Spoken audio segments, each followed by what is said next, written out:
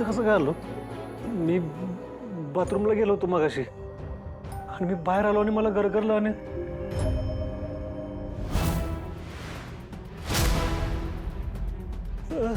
सूर्या,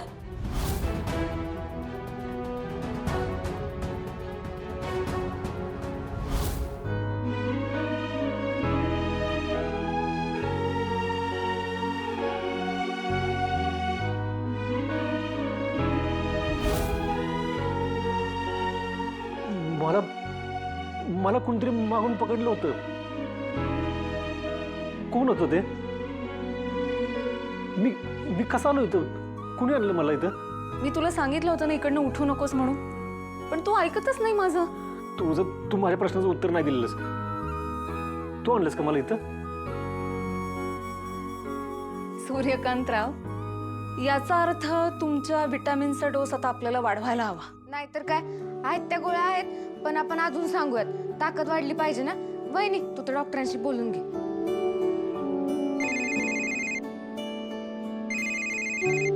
नाना, बोला की नाना. अरे तुझी तब्येत कशी आहे म्हटलं, जरा विचारपूस करावी. हाय, आता पहिल्यापेक्षा जरा आहे बरी. चला बरं आहे तर मग. अरे मला हेच ऐकायचं होतं बघ तुझ्याकडनं. म्हणजे तुला आता जरा मोकळ्या वातावरणात यायला हरकत नाही म्हणायची. म्हणजे मला काय कळलं नाही नाना. सांगतो. डॅडी, आजपर्यंत मी यांच्या चुकास काय गुन्हे सुद्धा माफ केले, पण आज यांनी सगळ्या मर्यादा तोडल्या. या आधी सुद्धा हे मला त्या बाईसोबत नको त्या अवस्थेत सापडले होते. मी यांना जाब विचारल्यावर यांनी माझी माफी मागितली, पण आज मला सांगायलाही लाज वाटते की यांनी पुन्हा खोटारडेपणा केला आणि तीच वाट धरली. आज पुन्हा हे मला त्या बाईसोबत नको त्या अवस्थेत सापडले. ज्या माणसाला त्याच्या बायकोची संसाराची किंमत नाही ना, अशा माणसासोबत मला नाही राहायचंय. चिरंजीव खरे काही डॅडी मी बोलतो ना तेजस्वी. काय बोलणार आहात? आधी जे बोललात तेच बोलणार आहात ना, की बाळाचा विचार कर, भविष्याचा विचार कर, दादाला कळलं तर त्याला काय वाटेल याचा विचार कर, हेच ना? पण एक गोष्ट मी तुम्हाला स्पष्ट सांगते, माझ्या बाळाला मी स्वतः सांभाळेन एवढं खंबीर बनवलंय माझ्या दादाने मला. सुनबाई सुनबाई, एवढं टोकाला जाऊन बोलू नये. आमच्या सुनबाईला एकटीला तिचं मूल सांभाळावं लागलं तर आमच्या मनगटाचा काय फायदा आहे? यांना एक त्यांची जबाबदारी सोडून नसते उद्योग करायचे, पण आम्ही आहोत ना तुमच्या पाठीशी. आम्ही हवं तर तुमचे हात जोडून माफी मागतो, पण आमचं जरा ऐका. डॅडी प्लीज, मी तुमचा आदर करते, तुम्हाला मी तात्यांच्या जागी बघते, म्हणून तुमचा शब्द नाही मोडता यायचा मला. पण प्लीज प्लीज मला इथे थांबायची गळ घालू नका, कारण या माणसाबरोबर आता मी एक क्षणभरही नाही राहू शकत. तेजू. डॅडी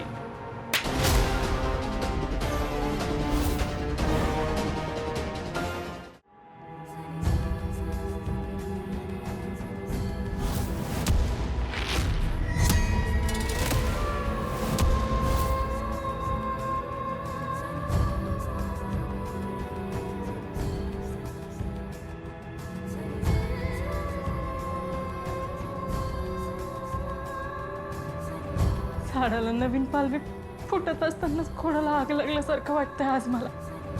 माझ्या आयुष्यात नवीन आनंद येतोय, सगळे किती खुश आहेत, पण नियतीलाच माझी परीक्षा घ्यायची असेल तर ठीक आहे, मी देईन ही परीक्षा. पण आता मी इथे राहणार नाही, आता या संसारात रमणार नाही.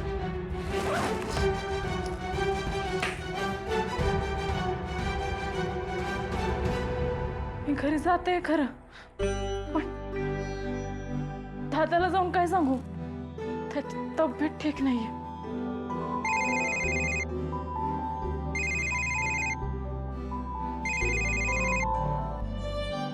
दादा. हा दादा. तेजू कामात नाहीस ना? नाही नाही, बोल की. हा, नानांचा फोन आला होता. दत्तू पाहुण्यांना आणि धनुला फिरायला पाठवायचं म्हणत होते. त्यांच्या संग मी आणि तुळजा दोघांना बी जावं म्हणतात ते. आता आम्ही 2 जोडपी निघालोय, तर मी म्हणलं तू आणि शत्रू पाहुणे आला असतं बरं झालं असतं, है ना? तेवढंच तुम्हाला बी बरं वाटेल आणि फिरणं बी होईल तुमचं. ऐकतेस ना? हा, हो हो, ऐकते है. अगं मग बोल की काहीतरी. आणि बघ, राजू आणि बागू ते दोघीच कशा घरात राहणार? मग म्हणलं त्यांना बी संग घ्यावं. आता सगळेच जाऊया म्हणतोय मी, है ना? कधी निघणार आहेत तुम्ही सगळे? एक आता बॅग भरायला घेतोय, पार्टीची गाडी होती. या फिरायच्या प्लॅनमुळे निदान 2 दिवस तरी हा प्रश्न पुढे ढकलला जाईल. घरी का आले म्हणून कोण विचार आला नसेल. बाकी पुढचं पुढं बघीन. तेजू, अगं बोल की काहीतरी. दादा, अरे 4था महिना लागलाय मला. थोडं जास्त चाललं ना तरी चक्कर आल्यासारखं होतं.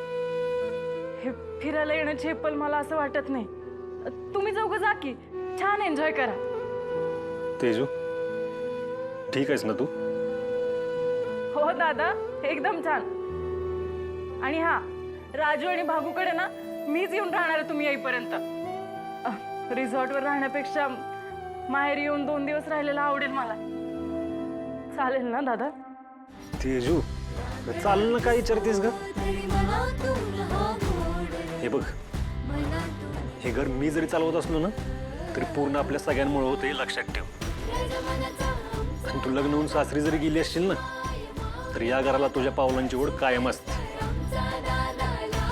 आणि परवानगी देणार मी कोण आहे? थँक्यू दादा, तुमचा प्रवास सुखाचा हो. आणि हा, आवरा आता, बॅगा बिगा भरा, मी येते थोड्या वेळात. ठेवतो.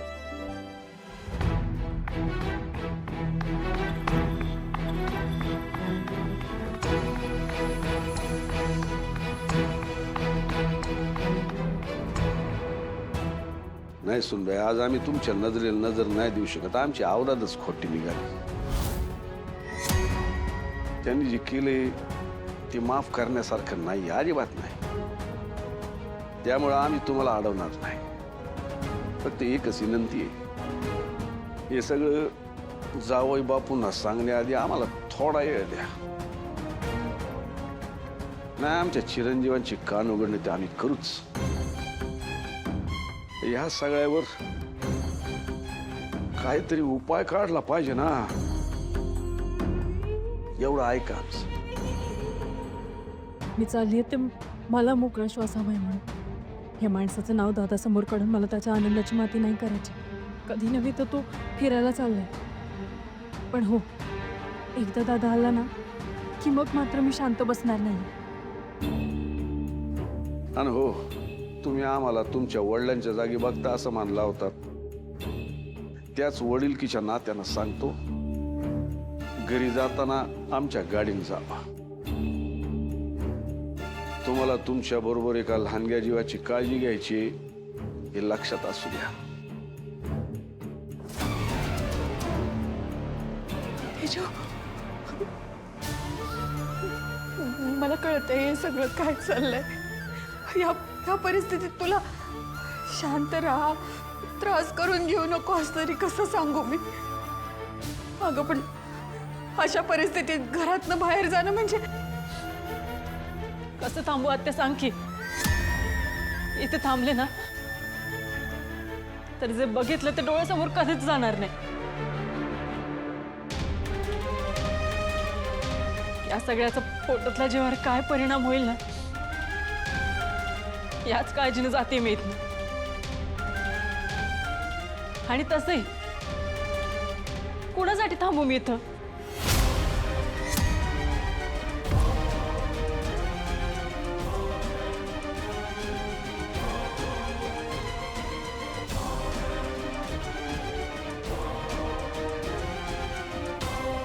अजून थोडा वेळ जरी आमच्या नजरेसमोर थांबलात ना तर आज आमच्या हातून पोटच्या पोराला मारल्याचं पाप घडल्याशिवाय राहणार नाही.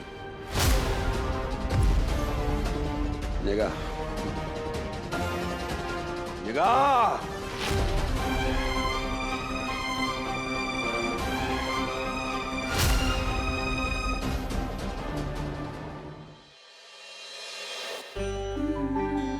दादा येताना माझ्यासाठी काहीतरी घेऊन या. मी ना तुला फोन करतो काय. काय नुसतं तुला आणून चालणार नाही. या 2 गौऱ्या आहेत ना गप असणार नाहीत. अक्का बरं झालं तू आले. 2 दिवसात माझा रिझल्ट आहे. सगळं टेन्शन ना मला एकटीलाच घ्यायला लागलं असतं. आता थोडंसं टेन्शन तू पण घे.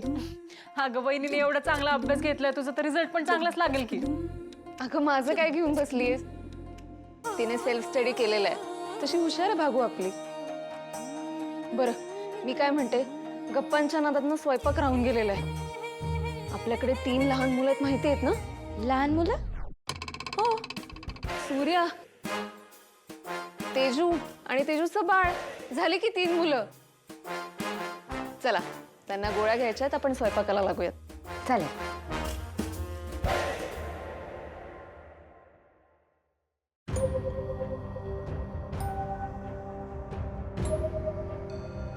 तेजू बरी आहेस ना तू?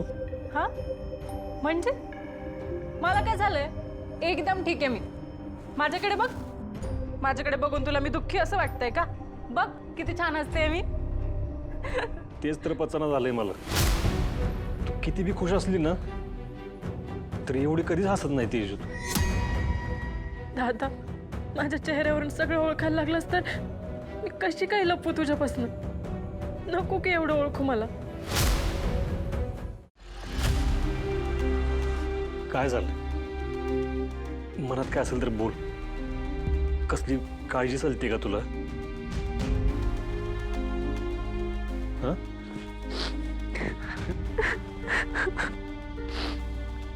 काय झालं रडायला? शांत हो. रडू नको. रडू नको. मी आहे ना. बोल माझ्यापाशी बोल. दादा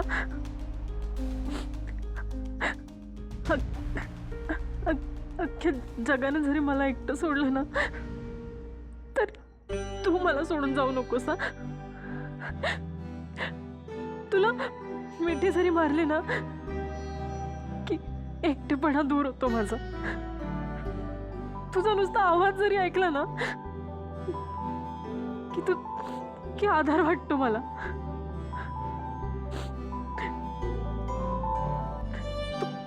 तू कायम असाच असशील ना माझ्यासोबत दादा? हा येडी बाई. अरे काय प्रश्न झाला का? हा मी तुझ्यासाठी आहे ना यमाशी लढून परत येते मी. काय काय पण काय विचारते तू? खरंच माझ्यावर हल्ला झाला म्हणून घाबरलीस ना तू? हे बघ एकदम ठणठणीत आहे मी. तुला माहिती आहे का माझ्या प्रत्येक श्वासावर आहे ना माझ्या बहिणींची नाव आहेत. तू कसलीच काळजी करायची नाही. मी कायम इथं असणार आहे तुझ्यासाठी. बास की आता किती रडशील? किती पाणी आणशील डोळ्यातनं? ते गुरुजींनी काय सांगितलं आठवतंय ना? काय म्हणले ते? बाळावर प्रत्येक गोष्टीचा परिणाम होणार आहे. तू जर अशीच रडत बसली ना तुझं बाळ बी रडकं होईल. चालेल तुला? पाहिजे तुला रडकं बाळ? पाहिजे का? पाहिजे का? नाही ना? हस हस हस. आता बघ कशी गोड दिसते माझी ती. रडायच नाही काय? तू येईपर्यंत मनात सगळं साचवून ठेवणार आहे मी दादा. लवकर ये. तू आलास की मला सगळं सांगायचंय तुला.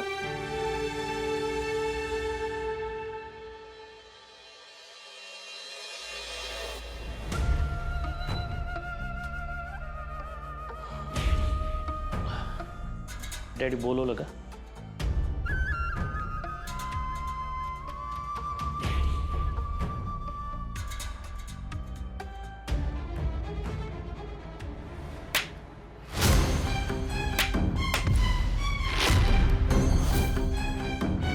लाज कशी वाटत नाही तुम्हाला किती वेळा सांगितलंय जी काय लफडी करायची गाव बाहेर करायची, पण नाही तुम्हाला बापाला उघडं करून त्याला उन्हात ठेवण्यात मजा येते. बघू त्या सगळ्या गावाला बापाची उघडी पडलेली आबरू. किती मोठी चूक करून बसला चिरंजीव. चित्त्याची चाल चालायला कधी शिकणार तुम्ही? सावध राहायला कधी शिकणार तुम्ही? तुमच्यामुळं त्या दळभात्री लोकांसमोर हात पसरायला लागतात आम्हाला. हेच बघायला आवडतं का तुम्हाला? हा डॅडी, चूक झाली. तुम्ही म्हणाल ते प्रायश्चित करायला तयार आहे. परत अशी चूक होणार नाही. चिरंजीव, एखादी चूक अशी अंगाशी येते की दुसरी चूक करायला संधीच मिळत नाही. लक्षात येतंय का तुमच्या? तुमची बायको घर सोडून गेली, तिला परत घरी आणणं सोपं नाही. त्यात हे सगळं ज्या सूर्याच्या कानावर गेलं तर तो जीवच घेईल तुमचा. लक्षात ठेवा, तेव्हा आम्ही सुद्धा मध्ये पडू शकणार नाही. डॅडी, अहो तुम्ही जर असे हात काढून घेतले तर कसं होणार? असं करू नका प्लीज. बाप होणार आहात तुम्ही, तरी बी अजून बापासमोर हात जोडायला लागतायत, नाक घासायला लागते. करता कशाला असे धंदे? हा?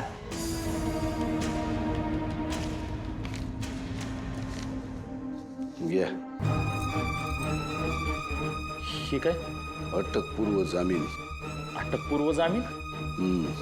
हे जे काय तुम्ही केलंय ना, हे आपल्या सुनबाई जेव्हा तोंड उचकटतील आपल्यावर चांगलं शेकणार आहे. शेकायला नको म्हणून वार होण्याआधीच करायचा हा पलटवार. कधी करायचा, कसा करायचा, वेळ आल्यावर सांगू आम्ही.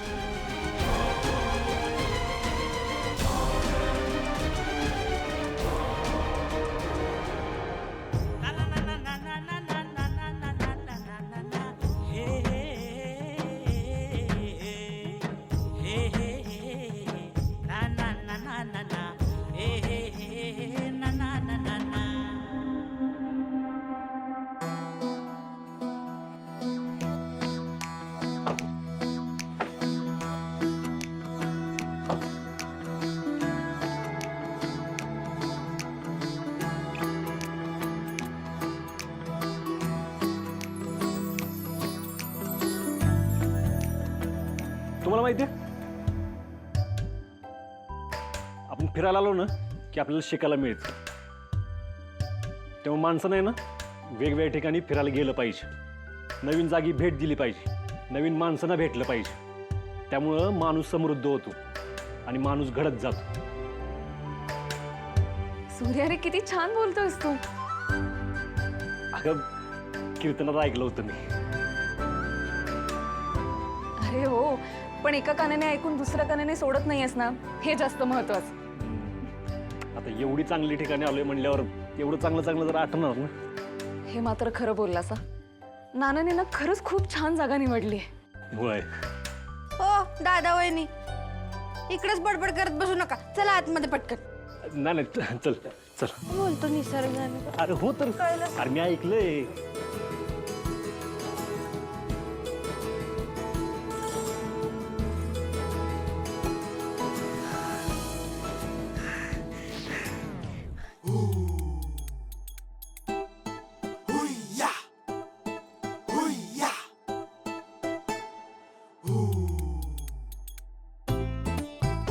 अगं धनु, सावकाश. धनु, ओके, काय हरकत नाही. वेटर, अजून एक ड्रिंक घेऊन ये. अजून 2 सांगा. ते काय आहे ना, आम्ही लय लांबनं चालत चालत आलोय, त्यामुळे लय दमाला झालंय, लय ताण लागली. तसं तर लय भूकच लागलीये, पण जाऊ दे, सध्या ह्याच्यानंच भागवते. अगं धनु, काय आहे? तुला काय खाण्यापिण्याशिवाय दुसरं काही सुचत नाही काय? बोललात? एक संधी सोडत नाही तुम्ही मला बोलायची. आणि लोकात असलं की तुम्हाला जास्त सुचतं ना. घ्या, धरा, प्या. तू पण ना नुसतं खायचं आणि रुसायचं. तू पण हे माझ्यात आता मी घेऊन का बोलायचं नाही, बोले ना. ही हनीमूनला चाललेत ना? नवीन येत रे ते. प्रेमाचे भांडणं असतात ही.